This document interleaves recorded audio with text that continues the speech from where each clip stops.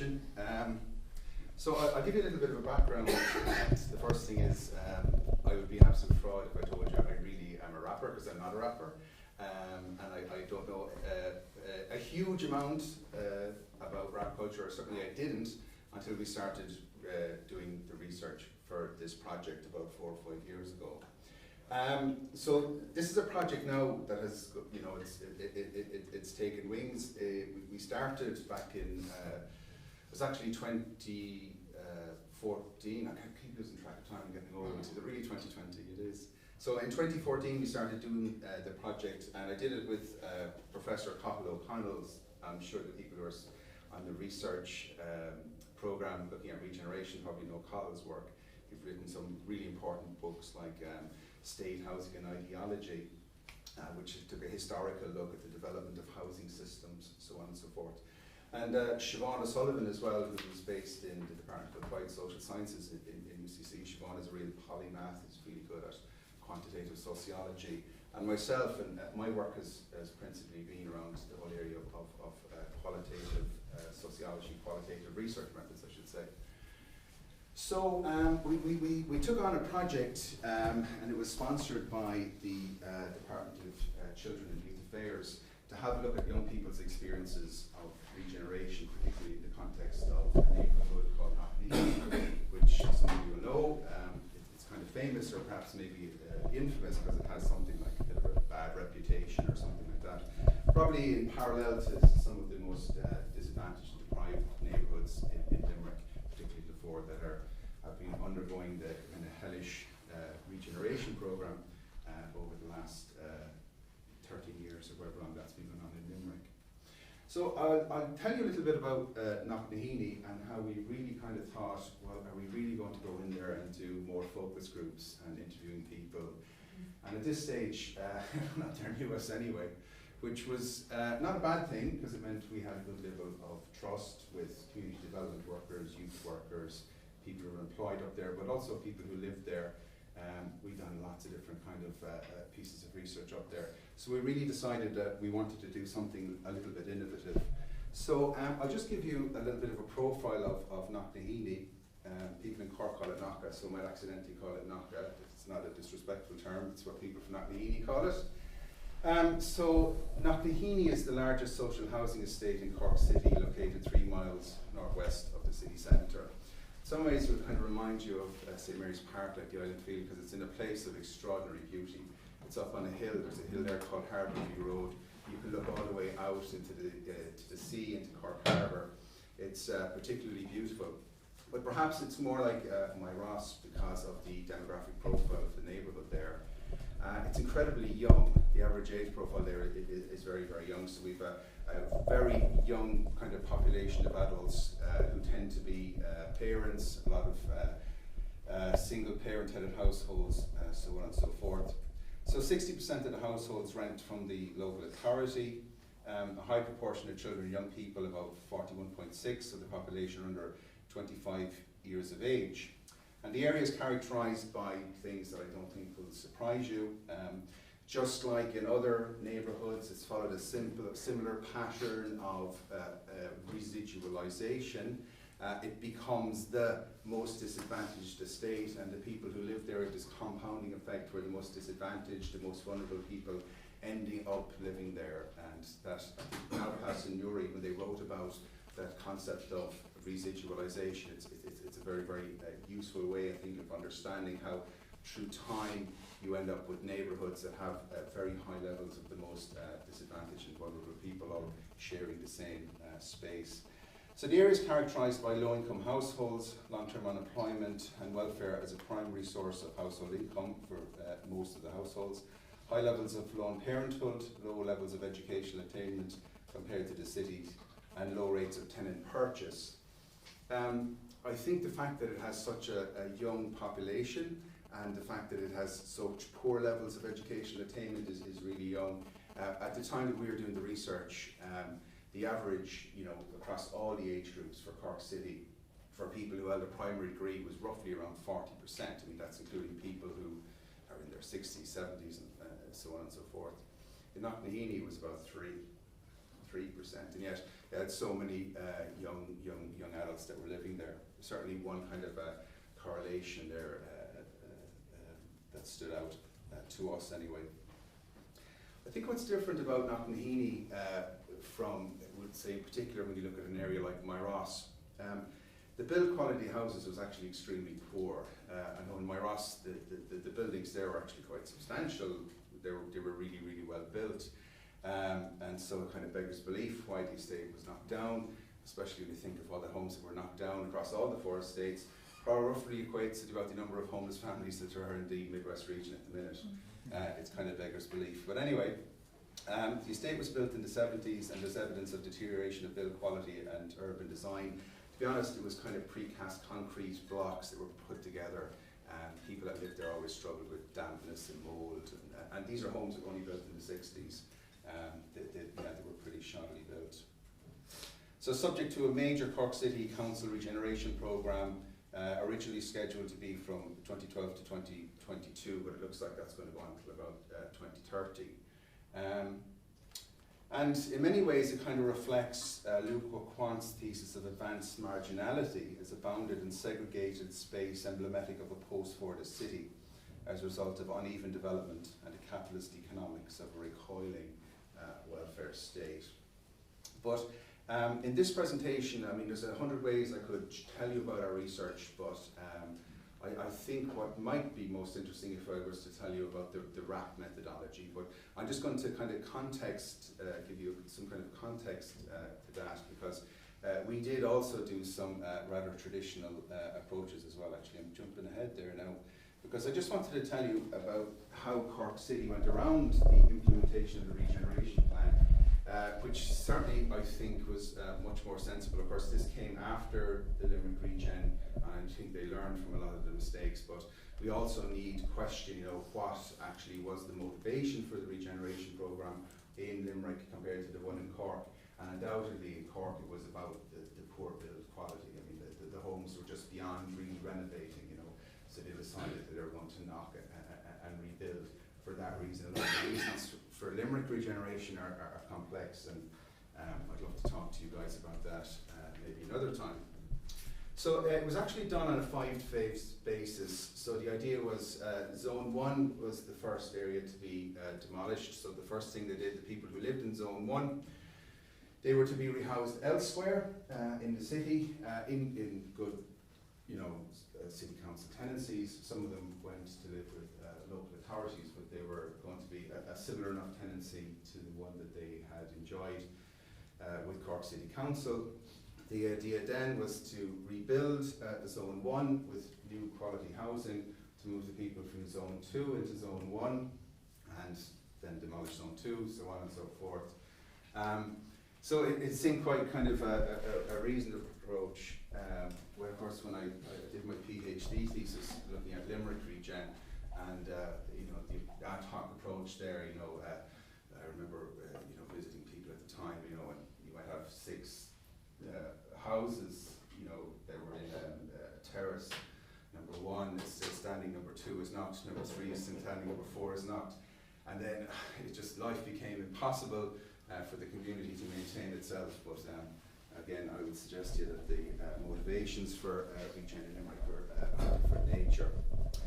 So what did we produce? Well, first of all, we produced this document, which is Children's Voices in Estate Regeneration. That was we got funding from the department to publish that. We were happy with it. We're probably not so happy with the reception. I think it was kind of treated as a little bit of an oddity, because we went to Dublin and there was several other reports were being launched at the same time. There was about half the amount of people who are in this room now that were there to hear us present the results, and I think people just thought, oh, isn't that kind of interesting? It was kind of like, we felt a little bit like we'd done a tick box exercise, to be honest with you, in that, oh yeah, have you consulted young people? Yes, we have. Have we done it in a kind of an interesting way? Yes, we have. What do they say? Well, they're young people, who cares what they say? It's kind of the problem, really, that we uncovered throughout the research.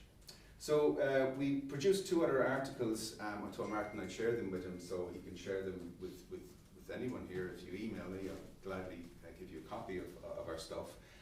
The first article was really about hearing children's voices. It was about kind of understanding children's rights within the context of disadvantaged communities. The second paper is really about the rap, in particular, the rap piece. And the third paper is for social exclusion. So I'll happily share all of those with you, but that's still under review, although hopefully it'll be coming out shortly. So a couple of comments about regeneration and the regeneration industry. And I suppose Imbroso has characterised regen programs, has criticised regen programs for the destructive and displacement impacts on communities and their reinforcement of the stigmatisation of poor areas. A meritocratic ideology underlies many regeneration interventions with focuses on deficits in infrastructure, education, families and neighbourhoods. Furthermore, while poor housing and living conditions must be tackled, regeneration can serve to legitimate existing social arrangements which, according to Hancock and Money, work to divert attention away from the structural and institutional failures that produce and reproduce poverty, as well as neglecting any sense of the workings of the capitalist economy, whether in a period of crisis or not. Also create conditions for emerging social problems as well as social and economic inequality. And certainly, as people who are involved with trying to consult with the local authority, particularly when we looked at the way the regeneration program was unfolding, consultation kind of looked like this. It was kind of the local community hall. Hi everyone, here's a lovely glossy plan for the master plan. I hope you enjoy it. Have you any questions? Grand, see you later. There was no consultation whatsoever. There was no attempt to kind of ask people, well, why do you think went wrong in your neighbourhood? What would you like to see developed here? And again, from our reading, I suppose it was really a kind of reproduction of that idea. Sure, what would they know anyway? Sure, they're the ones that are probably causing their own problems anyway. Completely blind to the kind of structural causes that are amplifying, the impacts of exclusion. John Bissett's book got me through my bloody thesis, to be honest with you. His analysis of regeneration is really good. The power differentials in relationships to the state and local communities, revealing contested understandings of regeneration between democratic and egalitarian models and market-driven considerations. Of course, this was written in the context of the public-private partnership dream, the alchemy of the market going to provide all these kind of solutions to the problems that were manifesting in all of these kind of states across the country, whether it be in Dublin, Cork or Limerick. So a little bit on children's rights before I proceed any further. And James argues that children have been and continue to be simultaneously positioned as both vulnerable and irresponsible. And Phillips argues that children are excluded from participation in decision making on 2 grounds: their social class, which is often euphemised in literature as well, their low educational attainment is seen to leave them unskilled to make decisions, but also the generational position as humans becoming, rationalised through the child developmental paradigm, is seen to leave them unready to make decisions. What do you mean they're children? How can we take their decisions or their opinions seriously?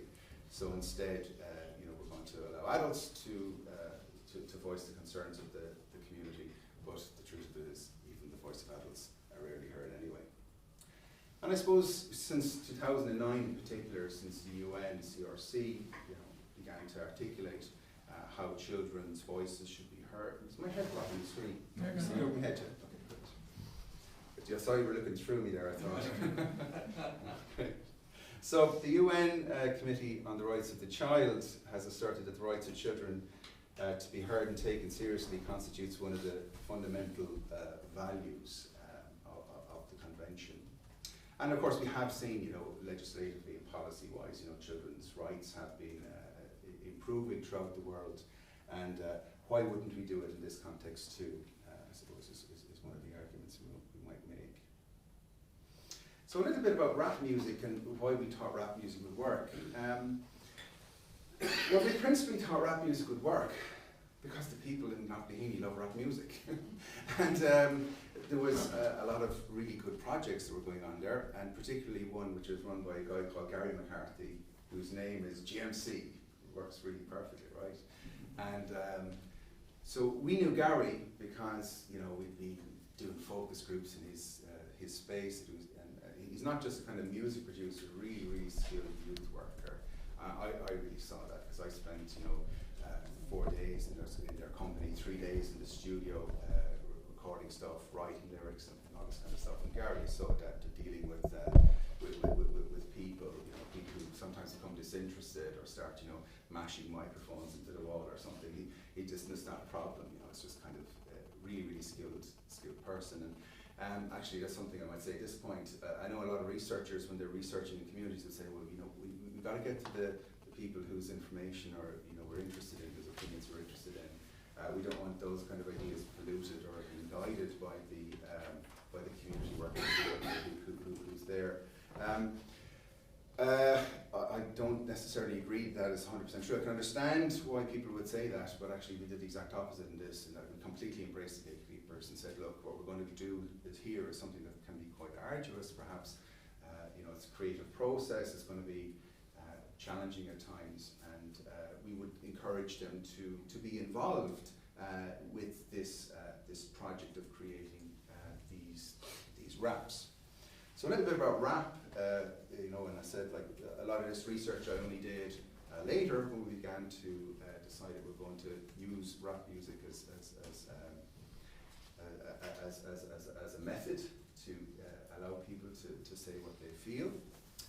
So since its inception as part of, this is a quote from Alan, since its inception as part of the hip-hop cultural movement in the 70s, rap has been a conduit for political discourse. And rap music has been embraced by both educationalists and youth and community workers as having the potential to reach out to marginalised youth and raising critical consciousness about issues affecting their community.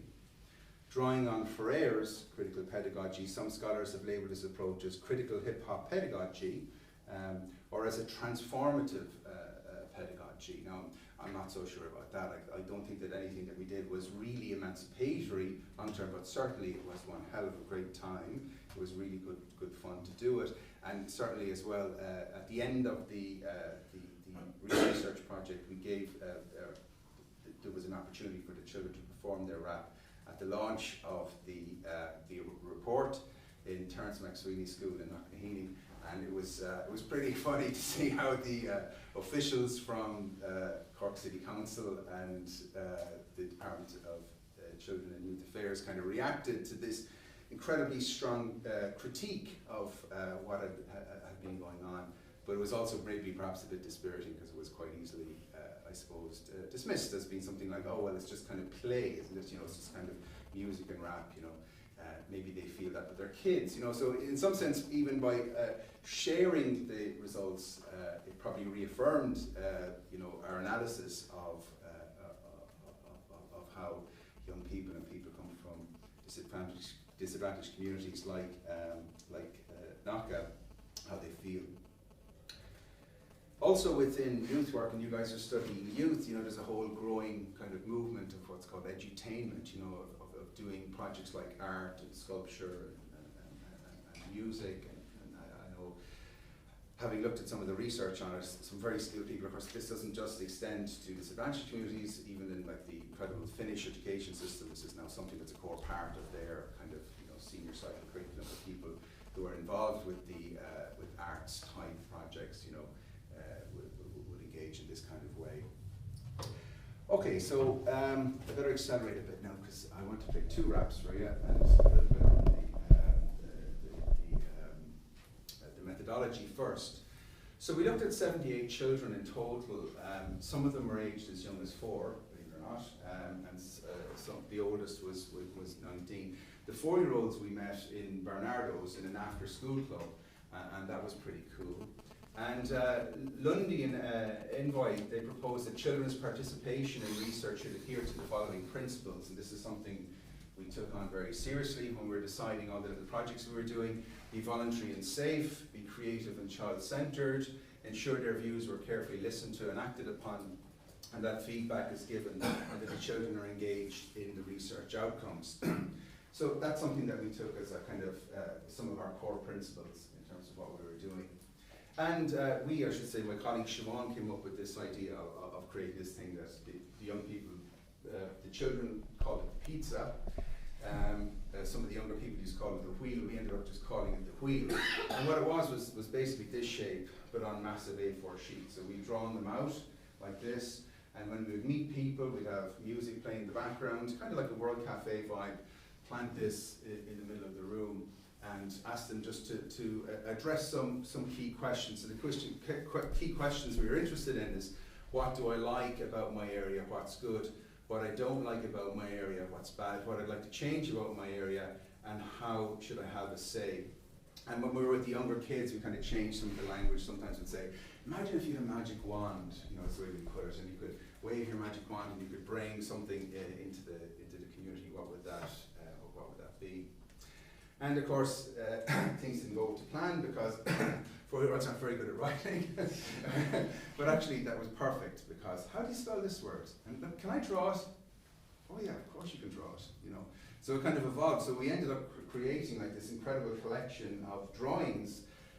So instead of children, expressing themselves through the spoken or written word, they were writing out their things.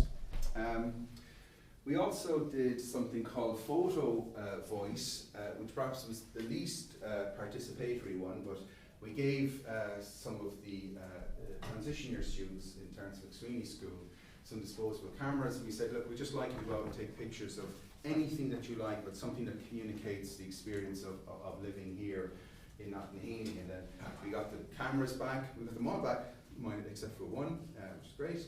And then we developed them, and then we went through the photographs with the young people and asked them to say, well, why did you take those photographs? So I'm not going to do an analysis of that, but I just want to show you that we took this kind of creativity piece from a number of different angles, as well as doing this kind of focus group kind of stuff, but focus group plus, giving them an opportunity to do something a bit extra. And you can read about the photo speak stuff in the reports if you're interested to read that. This was a drawing that one of the children did on the pizza. They was call it. She's 4 years old, and I suppose what was really kind of illustrated to us at the time is it's not just enough to have the finished thing. What you need to do is see the thing being created. And the way this was created was like an idyllic version of what you really would like to have in the area. And we have the house, I actually mistaken here, cut off. We had a picket fence put in here, and everything was lovely, smoke coming from the chimney. And then at the end, there was kind of reflection, like, well, why is this coming away? So then, well, the last thing she drew was the wrecking ball, and then it was kind of like, why are you destroying our beautiful home? And at the time, like the children that we met, they were very upset because the basis of the regeneration meant often that close family community ties were being kind of destroyed because granny or auntie or cousin or friend that lived down the road suddenly was going away. And she wrote in the eaves of the house, why? Which was a huge question, that so many young people had. Like, why is it being done this way? Why is this even happening in the first place? And this was something we definitely thought that they were picking up from their parents, a general sense of confusion within the community of what's the modus operandi here, what's happening with our community. So with the artistic piece, we had the pizza, which we did with every group, with the photo, and then we had the wrap. So let me tell you about how the wrap worked, and I think actually this is understanding the steps that we went through, and I'd say this is the perfect way to do it, this is the way we did it, but I can definitely identify the things that were really important in the way that we did do it. And the emphasis of political participation element of rap workshops worked very well as a motivational tool. As rappers wrote their lyrics, they were all well aware that they were involved in an act of political participation, or certainly that's something we wanted to make it. Because we were saying, look, this is something, we're going to take what you write, your opinions, your views, we're going to put it into a government departmental report. This is going, sitting on the shelf, this is going to be, in the houses of the Oireachtas or wherever they keep these kinds of things, and we're going to bring your voice to power. And we're going to give you an opportunity to perform this, in that way. Now, does it have a transformative effect? I don't know. But we will definitely give you an opportunity to say how you feel about your community, so on and so forth. The youth worker, the producer and the researchers regularly emphasise to the rappers that the research was commissioned by government departments, and that senior officials from the local city council would read the report and see them perform their raps at the live. So a couple of things I'll just highlight, Jenna. Sorry, my animations didn't work properly. Tools for thinking. So how did it work? Well, the first thing, we sat down at the conference table and we did this pizza exercise. Now, the two groups that we worked with, there was one group of 12 to 14-year-olds and then 14 to 16-year-olds. And there was the types of things that they produced were very, very different. So we sat down around a kind of conference table in the middle of the studio, and we did this kind of pizza exercise, asking the same questions: what do you like, what you don't like, what you like to change, so on and so forth. And we hung them on the walls. So they were hung on the walls around the studio. What else was there in the studio? Well, the studio was really cool, you know, and GMC himself was really cool, and you could see that the young people really loved him and loved being in the environment, right? There was pictures of Tupac and all sorts of things around the place. There was a continuous backing track playing all the time, you know, something rhythmic that would help people write lyrics, you know. And when you were in there, you know, we brought, you know, bottles of pop and stuff like that, so we were all had snacks and food, and it just felt, you know, for them it certainly felt, but for me too, it felt like cool, you know. I rarely get a chance to spend time in a recording studio. And there was a couple of things that we had. Obviously the wheel worked well because we got people to really express themselves, and because we spent, like, you know, 3 days together in that studio environment, you know, people were able to return to the wheel and maybe redefine or maybe update some of their opinions, things that they might have said earlier during the week. But what they were essentially trying to do is turn some of those ideas, build on them, and turn them into lyrics, into rap lyrics. We also had this amazing thing which GMC had downloaded onto his iPad, which is called a rhyming dictionary. Okay, so say if you came up with a word, you just put this word into the rhyming dictionary, kind of almost like a thesaurus, but it gives you like all the words that rhyme with that word, right? And it was really good because in terms of, you know, helping people with the creative process, and it also meant that we got opportunities to kind of get quite close to the younger people and the children we were working with, because so what's that word mean? What does that mean? And kind of even kind of exploring kind of linguistic meaning and stuff like that was good for us and for them, and allowed them to kind of sometimes think a little bit maybe outside the box or something like that, you know, because you know what it's like when you learn new words, you know, kind of opens things up a little bit for you, doesn't it, in terms of helping you express yourself or helping to understand the world, so on and so forth. There was a continuous dialogue there, and I'm going to show you a kind of a snippet of some of that dialogue in a sec to show you how this embracing of the gatekeepers really worked well. And actually looking at the way in which, just like with the child when she drew the house, looking how people went around creating their particular lyrics was really important, because looking at, say, well, what did I want to say? And then sometimes, you know, through the creative process, sometimes something emerges that's even better than you had originally thought you wanted to say. You know, this creative process was quite incredible, really. You know, it was kind of like, there was times there, especially on the second day, when there was kind of some golden moments, like, because everyone was sitting on the table and everyone was kind of saying their lyrics out loud, and everybody was writing a verse, and people were inspiring one another, and they were coming up with different ideas and wanted to do something slightly distinct from one another, and it was just this kind of vibe of creativity, you know, that was pretty exceptional.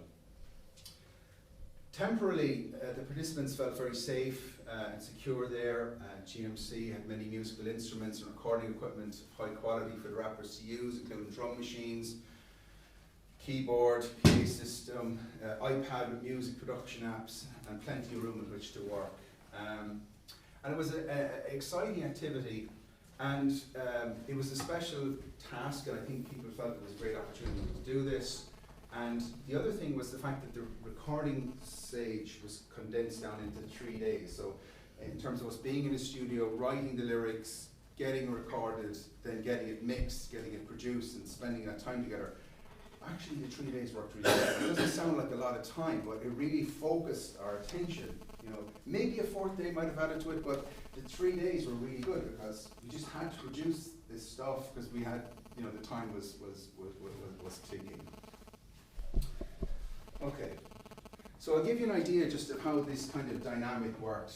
I'm particularly pitching this paper, sorry to anyone who might be thinking of reproducing something like this yourself, so sorry if there's a bit too much detail, but I think this detail is important if you wanted to do something like this yourself. You might choose to do it your own way, of course. But the rappers worked together around a conference table, and the wheel activity from the first day's focus group hung on the wall. The rappers often returned to the wheel when searching for new inspiration, and as those ideas had been formed in dialogue, this further aligned each group's finished piece into broader thematic lines. And here's an example of how this kind of dialogue piece worked. So I says, how's it going? He says, it's not. I said, what are you trying to say now? He says, I don't know what to say. I said, what about the wheel? You were the one that said Knocknaheeny had a bad name and it's largely untrue. He said, yes, but she's after writing about that. And then the youth worker said, yeah, but you can say it your own way. GMC said, what do people think about Knocknaheeny? And he said, that it's full of fiends. Fiend is a term, it kind of comes from the Canned Traveller language. It means like a kind of dodgy mail, or a dodgy mail, or something like that, you know. Or so everyone thought it was hilarious. He said, so I'll say something about that. Now it took him an hour, but eventually over time he came up with the lyrics that kind of poked fun at these representations of Knocknaheeny men as fiends, and kind of did it in the rap, like as in a kind of over-exemplified, kind of burlesque version of you know, a working class accent, like, you know. What do you see when you look at me? You know, I came from Knocknaheeny. You know, really kind of taking advantage of the, you know, the kind of label, you know, or taking the mick, I should say, out of the label. So look, I'm going to play the first rap, okay, and I have the lyrics up here, so you click and go through it. I'll show you a little bit of how we did the analysis, but the analysis is tricky. Actually, that Aileen is here because I don't need her advice if I'm going to do this again in the future. So anyway, I'll shut up and I'll press play and let the kids speak. That was the point of this whole exercise. Okay, so this is the teenager group, yeah.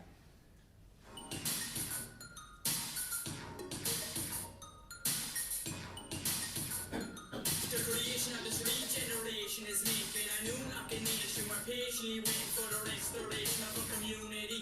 We can change what others say and have to see. But what do you see when you look at me? A young teen or a fiend from Knocknaheeny? A place it's known as a disgrace. People haven't took the time to see our real face. As youths we need to be seen and heard. The questions need to be answered and not ignored. So what you gonna do to improve Knocknaheeny? Have you a magic wand or are you just a genie? We're the future of Cork, the new generation. Our voices lost in the talk of regeneration. We wanna be heard and we wanna be known as the children who made a difference on our home. Knocknaheeny, that place I was born and raised, is gonna be improved in a new and better way. Well, that's what they say, at least they're trying to change our streets. So I express how I feel and put these lyrics in the beat. When you look at Cork City's youth, what do you see? The truth, or what you can't understand and see. The real faces that make our community, but living up here you have to make opportunities. Listen to what we have to say. We're the future, we're here to stay. So do you really? That thing about misrecognition was huge for the teenagers. We have to say. We're the future, we're here to stay. So do you really? Just do you really? The truth has put in the lemon is bitter, but the truth is the place is destroyed and lit up. Trying to buy broken bottles in front of you, jumping around the place the dish just stands still. And all the builders up knocking on the houses, and all the small lad even look in the horses. My mother's up there back when she trying to get a tan, and my brother's running down the road after the whippy van. And all the boys wearing the shorts and the t-shirts, and all the girls wearing the belly tops and skirts. When we're playing soccer in the park and it's dark and it's full of needles like getting bitten by a shark. And all the people going out grabbing cars, they're drinking, driving, they're crashing, they can see the stars. This is where I'm from, I keep real with it. I'm not Knocknaheeny born, just deal with it. Listen to what we have to say. We're the future, we're here to stay. So do you really? Just do you really? Listen to what we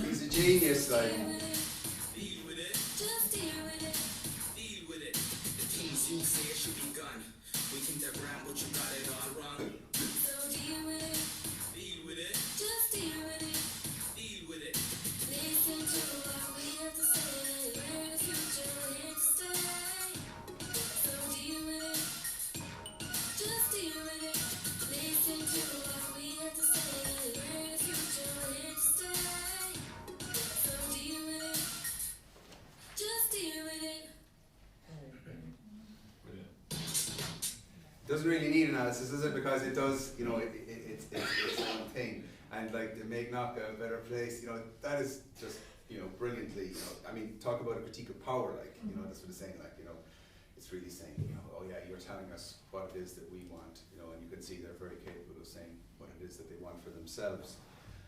So now you end up with a kind of situation where what do you do with something like that? Well, probably you don't really need to do very much, do you? Because, you know, they're saying their own thing, but nevertheless, I suppose, it does bear, you know, some attempt at an analysis. And the rap deal with it is a succinct engagement, a description of life in the neighbourhood, chronicling the many challenges young people encounter in their day-to-day experiences, but more so it offers a deep level of critical reflection and analysis, with a strong imaginative and aesthetic appeal. But it's art. Can you subject this, sorry I should say, I mistyped that, sorry, to the same analytical methods that you normally would with qualitative data? We tried and it was stupid. you know, so you say, oh yeah, well there was 15 themes addressed in the same, you know, and it's like, okay, what's going on? But I might just try and say what I tried to do, or when we were doing the analysis, which is and what was important here as well was kind of looking at the creative process and what was motivating them at the time, and what happened. So I have boy 4, it says here, but it was the second verse, okay? And what I said about his lyrics there is that Boys 4 verse develops 6 themes, you know, political participation, personal relationships, political responsibility, the hope for regen, neighbourhood, stigma, public services and education. So it begins with a call for participation. You know, we're the future of Cork, the new generation, you know, he calls for participation. Our voice is lost in the talk of regeneration. Now, Knocknaheeny is his place where he's from, he's embedded in the community, tied and made by these personal relationships. His extremely accomplished rapping style. And the rhythm of his lyrics at times run at an alternate beat to the 4/4 time signature. And this is done on purpose. It's very sophisticated rapping style because he's trying to communicate to the audience. You know, at first it sounds like he's lost his way, you know, that he's out of time, that he's out of sync. But then at the end, it kind of comes back in, and you see, no, he knew exactly what he was doing all the time. It's just sounded like on and off beat of kind of confusion or something like that. It was very, very clever. Well, that's what they say, at least they're trying to change our streets. It was really quite amazing. So I express what I feel when I put these lyrics on this beat. It's a very clever approach because he's attempted to communicate the sense of hesitancy and confusion about the entire regen project in the area. And there's real confusion, and in the rap he actually sounds confused. In the next line he sounds like some of the other rappers in this group. He addresses neighbourhood stigma and the misrecognition of community, especially the young face. Like he literally says, my face. I mean, that is the instrument, isn't it? You know, that is misrecognized, or I should not say the object, I would say. How you lose your subjectivity or are rendered an object. He argues that Knocknaheeny youth are no different from young people in other parts of the city. The truth are what you can't understand and see, the real faces that make up our community. You know, this is like recognition 101. So in Knocknaheeny, with the lack of education programs and employment opportunities, you have to make your own. But living up here, you have to make your own opportunities. Okay. Time's running out, right? There's more kind of analysis there, but I'm wasting my time because they're far better at explaining their own experiences than I am. But I did want to play the other group, the group that are aged from the younger cohort.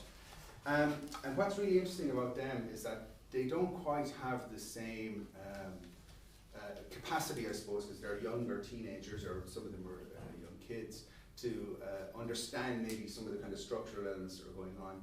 But they create these incredibly accurate depictions of what life is like to be living in a neighbourhood that is in trouble. Okay? And when it comes from the mouths of babes, sometimes it kind of it can hit you quite hard, and I don't mean that in a disrespectful way. So there was 3 participants in this group, and I have the, how do I play it? Right, okay, let's go back. Here it is, okay.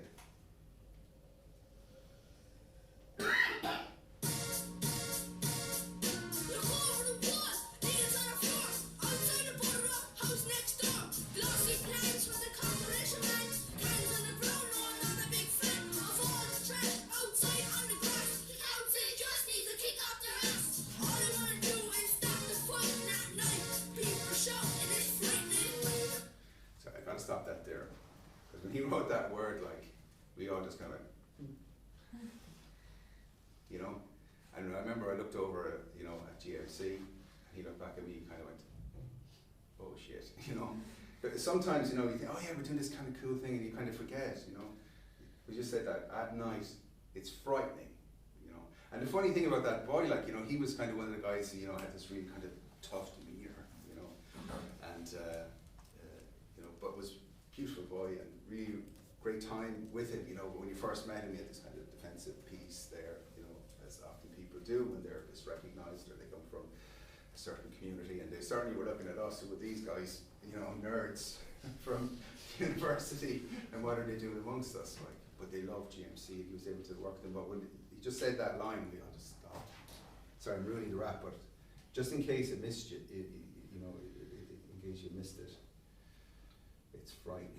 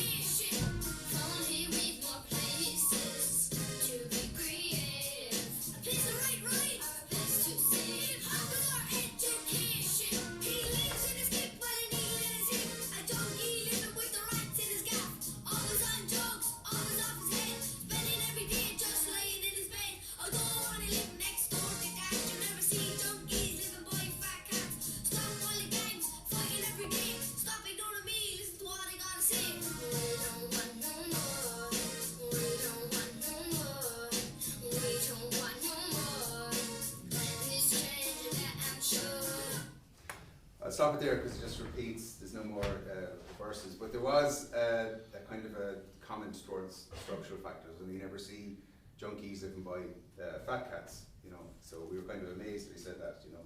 I actually misspoke a while ago.